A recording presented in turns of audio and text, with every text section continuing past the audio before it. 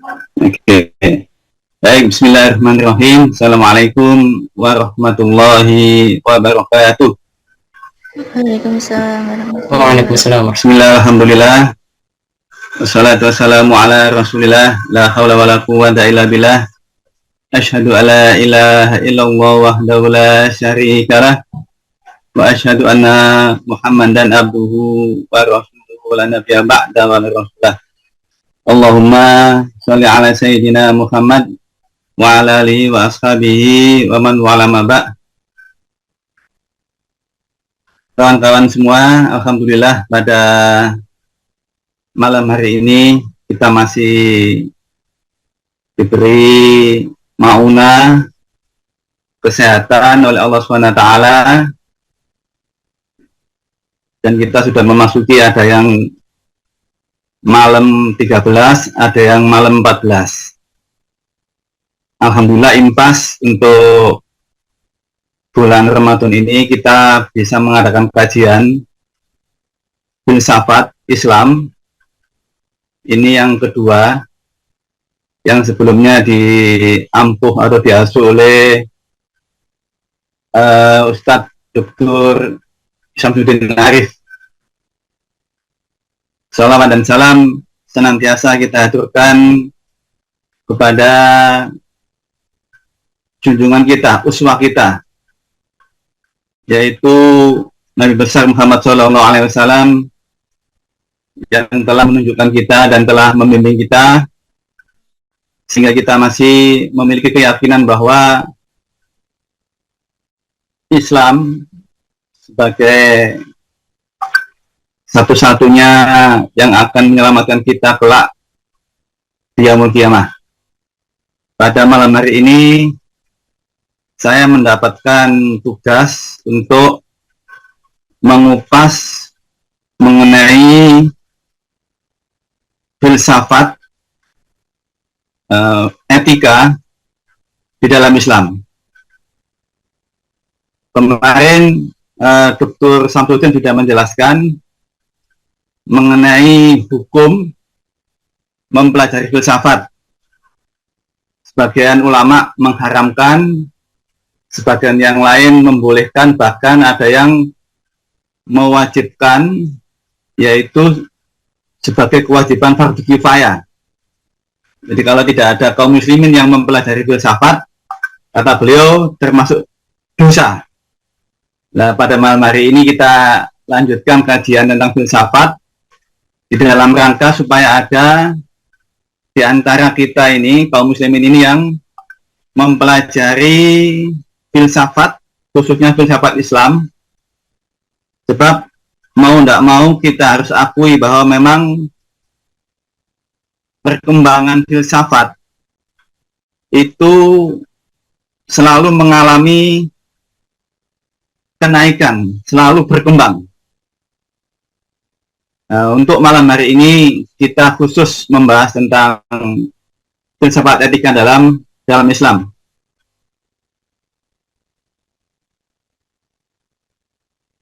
Apa sih hubungan antara filsafat dan etika? Jadi filsafat itu hubul hikmah, yang filsafat diambil dari bahasa Yunani. Filos itu cinta, sophia itu kebijaksanaan. Kalau dalam bahasa Arab dikenal dengan istilah hubul hikmah, mencintai kebijaksanaan. Dan etika secara lughah atau etimologi itu bisa bermakna norma, nilai, dan moralitas. Yang memang ada sedikit beda dengan istilah akhlak. Tapi malam hari ini kita tidak membahas itu, tapi ingin kita tunjukkan bahwa sesungguhnya di dalam Islam itu juga para ulama kita mengupas filsafat etika, dan itu menjadi bagian kajian yang cukup mendalam. Makanya setidaknya ada hubungan yang erat antara filsafat dan etika. Bahkan disebutkan etika cabang filsafat yang melibatkan mensistematisasikan, mempertahankan, dan merekomendasikan konsep perilaku benar dan salah yang dialami oleh manusia. Jadi mungkin perlu ada kesepakatan dulu bahwa memang ada hubungan antara filsafat dan etika di dalam Islam. Dan nanti persoalan ada kritik, ada khilaf, ini nanti akan kita kupas dalam tanya jawab. Setidaknya saya meyakini bahwa memang hubungan filsafat dan etika di dalam Islam itu merupakan bagian yang dikaji oleh para ulama kita. Bahkan Abdul Rahman mengatakan bahwa moralitas atau etika dianggap sebagai pengatur eksistensi manusia. Jadi keniscayaan etika itu ada atas kebutuhan-kebutuhan material manusia. Jadi slide berikutnya. Jadi ini satu mafhumul akhlak, ya, konsep mengenai etika di dalam Islam itu sudah banyak dibahas oleh para ulama. Dan para ulama kita sudah membahas. Kemudian kebutuhan terhadap sistem etika ini adalah kebutuhan mendasar semua umat manusia. Selama dia itu manusia, maka pasti membutuhkan etika. Ya, next, coba. Jadi manusia di dalam kehidupannya, dalam kehidupan sosial, dalam kehidupan ijtimaiyah itu pasti membutuhkan etika. Ya, sebab kenapa? Etika inilah yang akan merubah kecenderungan yang tidak baik menjadi baik, ya, yang jahat menjadi tidak jahat. Ya, makanya kenapa para filosof, khususnya Yunani, itu sudah membahas tentang etika. Mulai Plato, Aristo, Galen, itu pembahasan etika itu bagian daripada pembahasan filsafat. Artinya apa? Bahwa manusia itu membutuhkan nilai-nilai etika yang dibahas oleh para filosof Yunani, ya, yang secara khusus bahkan ada yang mengupas tentang filsafat etika. Dan kemudian ketika Allah menurunkan Islam sebagai din kita, sebagai agama untuk umat manusia, di dalam ajaran Islam itu banyak mengandung hal-hal yang berkaitan dengan masalah etika atau bahasa kita akhlak. Jadi ini adalah bagian yang utama, bagian bahkan nanti akan kita jelaskan bahwa hubungan antara akidah dengan akhlak, dengan etika, itu hubungan yang sifatnya integratif, tidak terpisahkan. Dan sistem etika di dunia ini memang ada dua. Next. Yang pertama, atau pendekatan terhadap sistem etika itu ada dua. Yang pertama, pendekatan ateis. Yang kedua, pendekatan teistik. Ya, kita paham bahwa memang dua pendekatan inilah yang saat ini menjadi dua kelompok atau dua kekuatan yang selalu akan melakukan sebuah benturan-benturan. Jadi pendekatan ateis dengan teistik pasti berbeda. Pendekatan ateis jelas dia tidak akan melibatkan dia pada sains atau ilmu pengetahuan dan sifatnya hanya humanis, ya, bersifat kemanusiaan. Sedangkan pendekatan teistik itu menjadikan Allah atau Tuhan sebagai kekuatan yang luar biasa, yang maha kuasa. Sehingga etika tidak boleh lepas dari konsep ketuhanan. Dan dalam pendekatan ini, agama menjadi sesuatu yang penting. Kenapa? Di dalam ajaran agama itu banyak mengandung nilai-nilai etika atau moral. Agama pun ya. Sebelum Islam ada agama Yahudi, agama Kristen, agama agama Ardi, agama Hindu, Buddha, itu juga membahas tentang masalah etika.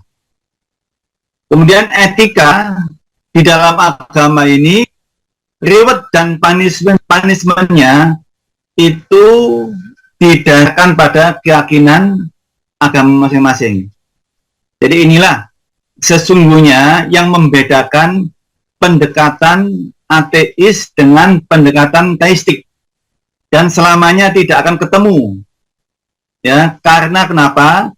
Memang dasarnya itu berbeda. Jadi pendekatan-pendekatan yang dilakukan oleh ateis maupun teistik itu memang memiliki perbedaan, sehingga tidak mungkin bisa dipertemukan. Sebab pendekatan-pendekatan ini adalah merupakan bagian yang fundamental ketika pembahasan etika berikutnya. Coba kita akan masuk next. Kita akan masuk pada filsafat etika Islam. Jadi saya tidak akan membahas mengenai pendekatan ateis, karena memang tema pada malam hari ini adalah filsafat etika di dalam Islam. Ya. Yang pertama adalah kaitan dengan masalah sumber atau masodirnya. Bahwa etika Islam itu sumbernya adalah Al-Quran dan hadis.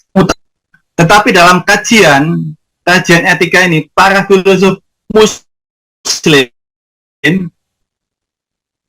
selain bersumber dari ajaran Islam, dari Nas, Al-Quran dan hadis, itu juga mengambil dari ayat. Ya, karena kenapa? Islam melihat bahwa sebuah ilmu kalau itu tidak bertentangan dengan Al-Quran dan hadis, maka akan diambil. Jadi ini yang membedakan filsafat etika Islam dengan filsafat yang pendekatannya ateis. Dan kita bisa buktikan. Next, contohnya misalkan Al-Farabi sebagai filosof yang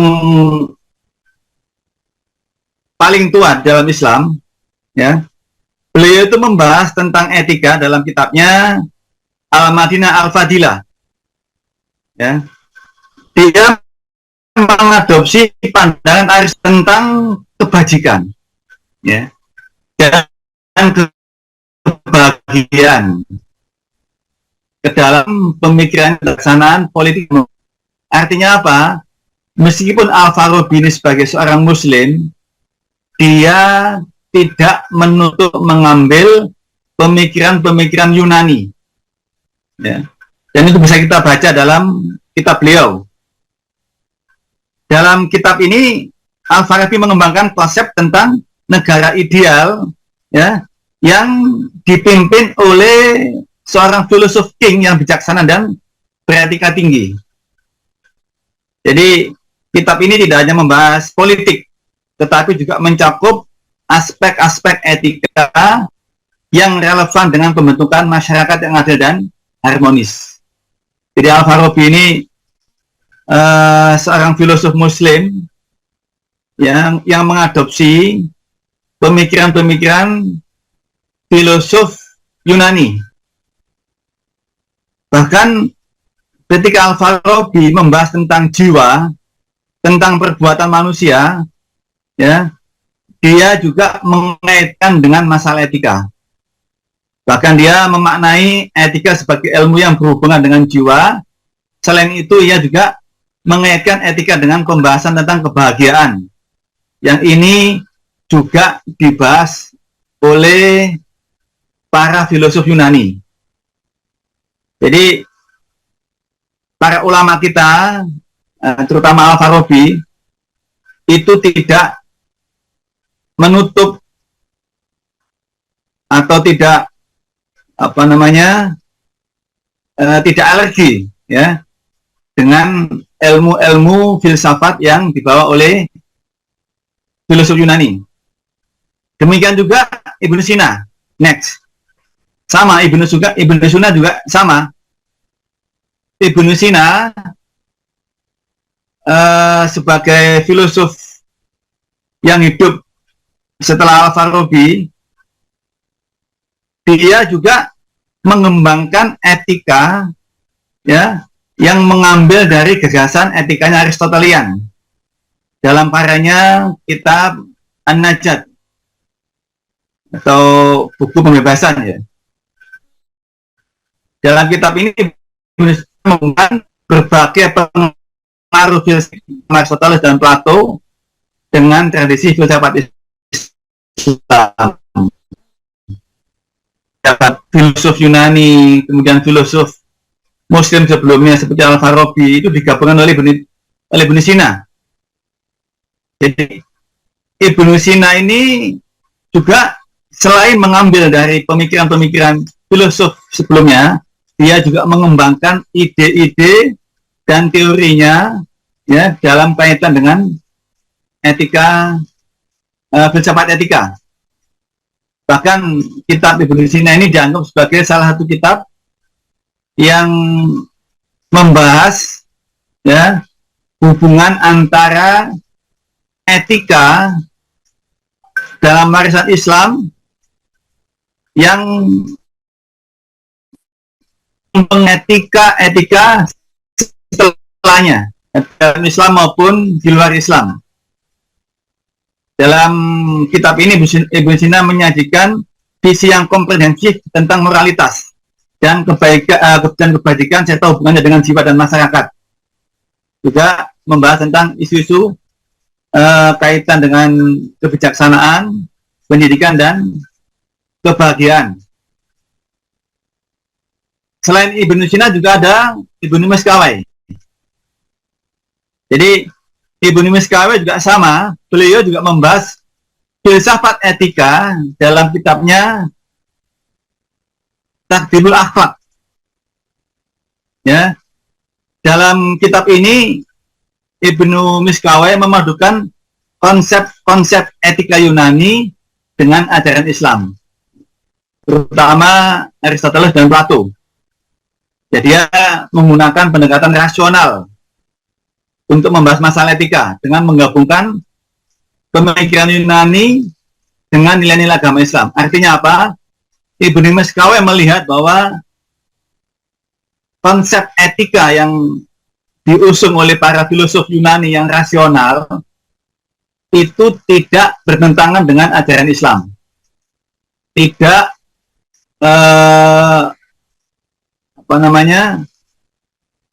tidak menyelisih nilai-nilai yang ada dalam ajaran Islam. Namun sebagai seorang Muslim, Ibnu Miskawai juga dia selektif ya di dalam menyalin pemikiran Yunani dan di dalam mengadopsi, bahkan dia melakukan sebuah kreativitas ya untuk melakukan sebuah interpretasi supaya apa? Supaya sesuai dengan konteks dan ajaran Islam. Dan dikenal ajarannya Miskawai dalam hal filsafat etika itu berpangkal pada teori jalan tengah dan nazar ausat ya yang menyebutkan bahwa keutamaan akhlak secara umum diartikan sebagai posisi tengah yang ekstrim berlebihan dan ekstrim yang kurang. Jadi ini adalah pemikiran Ibnu Miskawai. Kemudian selanjutnya Al-Ghazali. Jadi Al-Ghazali itu juga sama. Bahkan di dalam salah satu kitabnya beliau mengakui bahwa beliau itu banyak membaca kitab-kitab para filosof Yunani, ya, sehingga gagasan-gagasan para filosof Yunani itu juga dipakai oleh Imam Ghazali ketika beliau membahas tentang etika. Kalau kita baca kitab Ihya Ulumuddin, itu banyak idiom-idiom filsafat. Ya, biasanya kan para ulama kalau membahas akhlak itu tidak ada idiom-idiom filsafat, tapi dalam Ihya itu banyak sekali, ya, idiom-idiom para filosof yang dipakai oleh Imam Ghazali untuk membahas ini yang membedakan, karena memang Ghazali sebagai filosof, tapi kalau ulama muslim yang tidak pernah mempelajari filsafat, maka dia ketika membahas akhlak, dia hanya berpatokan pada Quran dan Sunnah, dan idiom yang dipakai itu biasanya tidak sampai menukil idiom-idiom para filosof.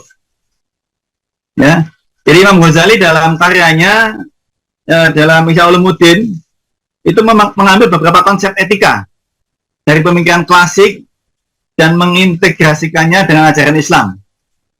Ya, salah satu contoh pemikiran Ghazali tentang konsep kesempurnaan moral yang mirip dengan gagasan Plato tentang kebaikan. Imam Ghazali juga mengambil konsep kebajikan Aristoteles seperti keberanian, kebijaksanaan, keadilan, dan kesederhanaan. Ya, dan kemudian mengadopsinya dalam pemikiran Islam.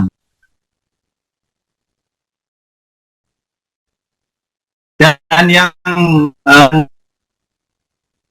Al-Ghazali punya kelebihan, ya, yaitu Al-Ghazali mampu menggunakan metode logika, ya, metode logika yang dipinjam dari para filosof untuk membahas ajaran-ajaran Islam.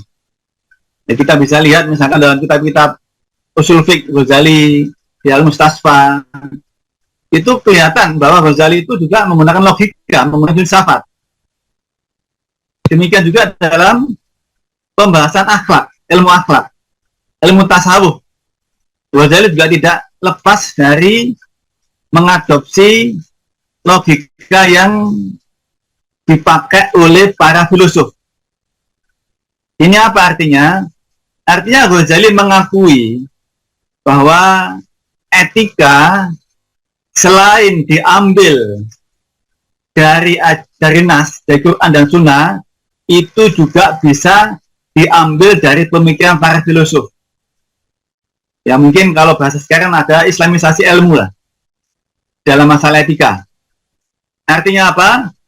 Bahwa memang para ulama kita itu sudah sangat paham, ya, Islam itu di dalam pengambilan nas, ya, di dalam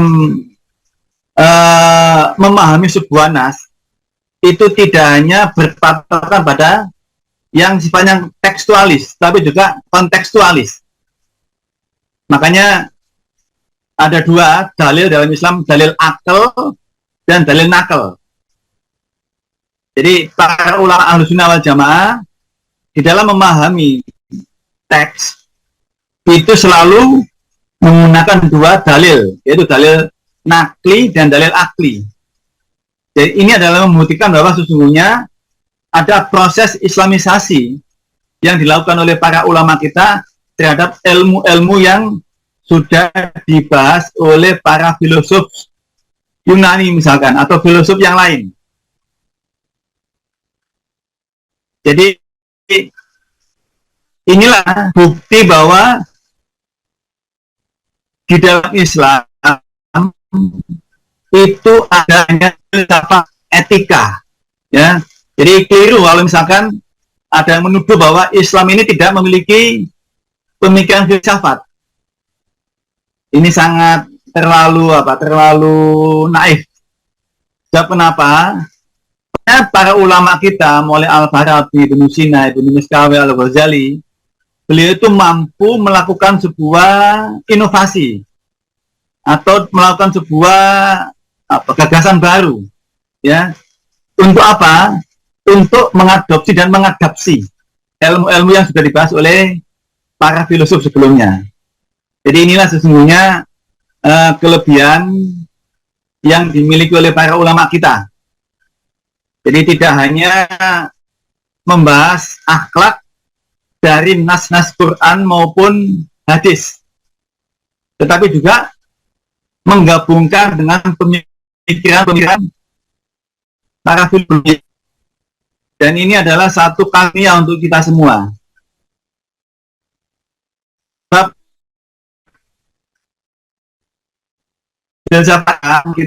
bisa kita implementasikan dalam kehidupan keseharian. Kenapa? Para ulama ketika membahas filsafat etika, selain dasar yang kuat dari Al-Quran maupun hadis, juga menggunakan logika. Jadi ini berbeda dengan filsafat Yunani yang waktu itu memang dia hanya berpatokan pada logika dalam pembahasan etika. Maka tidak salah kalau kemudian kita tegaskan bahwa meskipun para ulama, ya, mengakui ada pengaruh filsafat Yunani dalam pemikiran etika Islam, tetapi pandangan tersebut selalu dipahami dan diinterpretasikan dalam konteks ajaran Islam secara keseluruhan. Nah, ini penting. Kenapa?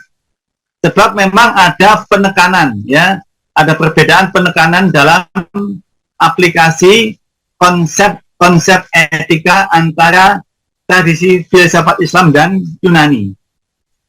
Jadi ini penting sehingga kita bisa memahami bahwa mempelajari filsafat itu tidak salah, ya. Karena sebagaimana disampaikan oleh Ustaz Dr. Ramsuddin, kita bergantung pada melihat dari mana dulu filsafat itu. Tetapi setidaknya kita bisa membuktikan bahwa para ulama kita yang kita sebutkan tadi itu mewakili lah. Meskipun yang lain ada, tapi apa yang kita sampaikan tadi itu mewakili bahwa para ulama kita pun paham, ya, pembahasan tentang etika itu juga tidak lepas dari mengambil pemikiran-pemikiran filsuf Yunani. Dan ini yang membedakan para ulama yang filosof, ya, dengan ulama yang memang dia tidak mempelajari ilmu filsafat, sehingga kajian-kajiannya itu yang dilakukan oleh para ulama yang filosof itu kajian-kajiannya itu mesti bisa kita lihat dari dalil aklinya apa. Jadi bukan hanya dalil nakli tapi juga dalil akli. Nah inilah sesungguhnya hasanah yang patut kita syukuri. Mengenai prinsip filsafat etika dalam Islam,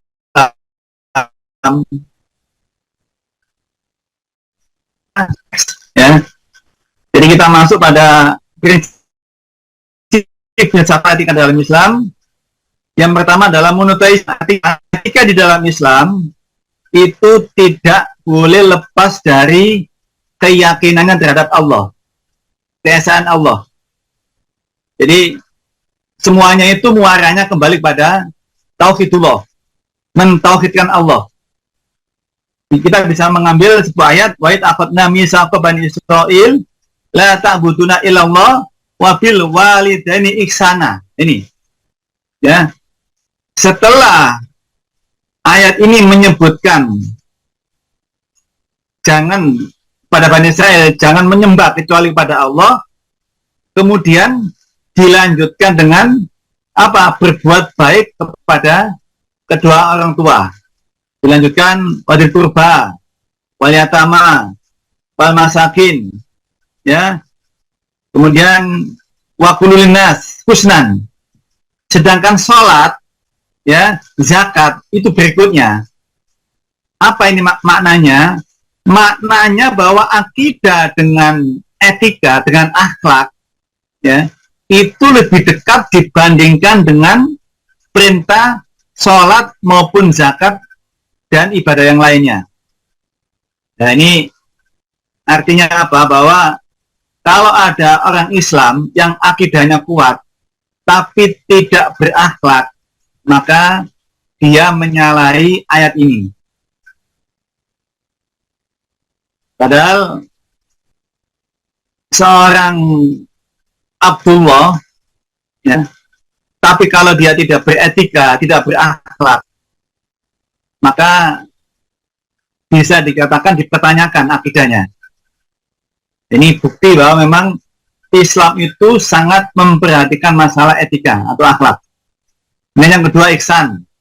Ya, ayat mengenai ihsan banyak. Saya ngambil salah satu aja. Ya, jadi inna wa ya'muru bil adli wal ihsan. Jadi ini apa namanya? Ayat-ayat, salah satu ayat aja yang memerintahkan kita kaum muslimin untuk berbuat ihsan kepada siapapun, baik kepada muslim maupun kepada non-muslim. Kemudian juga yang ketiga, next, keadilan. Sama ayatnya, bahwa keadilan merupakan dasar moralitas dalam Islam. Ya, dan ini keadilan ini harus mencakup perlakuan yang setara dan adil tanpa diskriminasi. Jadi adalah, makanya salah satu konsep etika dalam Islam itu tidak boleh lepas dari masalah keadilan. Jadi seseorang dikatakan baik, dikatakan dia itu orang soleh, kalau dia berbuat jujur dan amanah.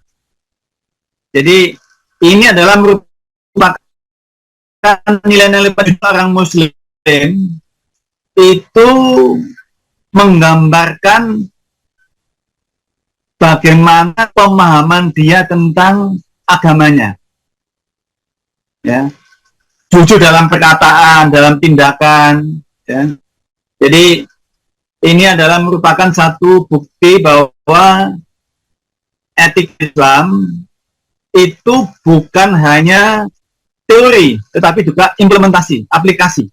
Kenapa ya ayyuhalladzina amanu kunu qawwamina lillahi syuhada bil qisti. Ya. Jadi ini bersikap adil, ya. Ini adalah bagian daripada kejujuran, bagian daripada etika dalam Islam. Orang yang mukmin, salah satu cirinya adalah dia bersifat adil, ya, tidak mengasih. Dan yang kelima, kasih sayang dan empati. Ya, ini juga banyak ayatnya. Saya tidak sempat, tapi nanti bisa saya tambahi. Cuma supaya lanjut aja. Ini hanya prinsip ya. Jadi ini hanya beberapa poin prinsip dasar filsafat moral dalam Islam yang nilai-nilainya ini adalah bertujuan memandu perilaku kaum muslimin dan mendorong untuk bertindak dengan cara yang mencerminkan nilai-nilai Islam dan mengedepankan kebaikan dan perdamaian dalam masyarakat. Jadi ini yang